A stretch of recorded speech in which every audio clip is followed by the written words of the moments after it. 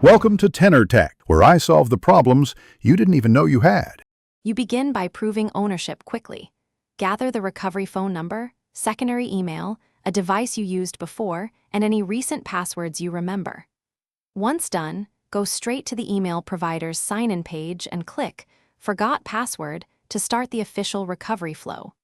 You do this because the provider ties verification to those factors.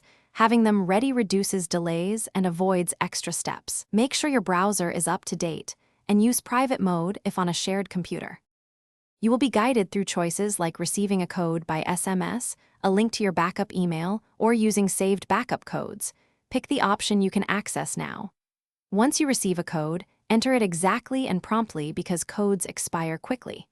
If you previously used a password manager or a browser saved passwords, check them now. They often store credentials.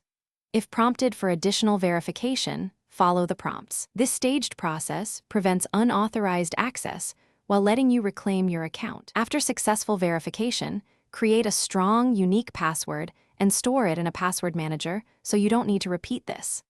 Once done, enable two-factor authentication and update your recovery phone number and secondary email to prevent future lockouts.